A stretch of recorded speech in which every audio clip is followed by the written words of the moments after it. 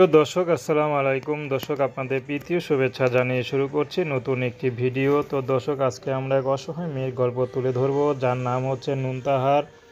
নুনতাহার দেখতে সুন্দর হলেও অভাবের ঘরে তার বিয়ে হচ্ছে না, কারণ তার মা আছে, বাবা নেই, তার ছোট একটা ভাই আছে।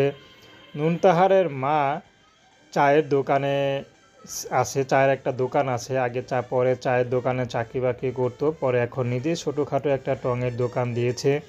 তো সেখান থেকে যা ইনকাম হয় তা দিয়ে সংসার চলে। কিন্তু নুনতাহারের মা নুনতাহার সুন্দর দেখে কখনো কোনো কাজকর্মে দেয় না।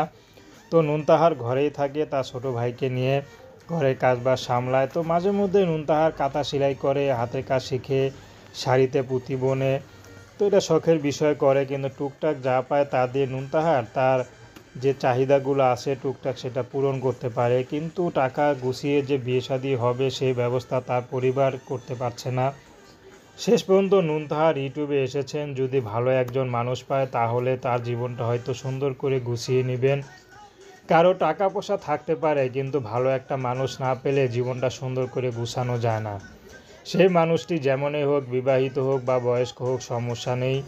যদি তার জীবনে আসে, তার যদি ভবিষ্যৎটা করে দিতে পারে তাহলে তাকে বিয়ে শাদী করবে। তো দর্শক, প্রেম ভালোবাসা সাহায্য সহযোগিতা বিয়ে শাদী করে একান্ত আপনাদের ব্যক্তিগত ব্যাপার। আসুন আমরা ৫ ওয়াক্ত নামাজ পড়ি।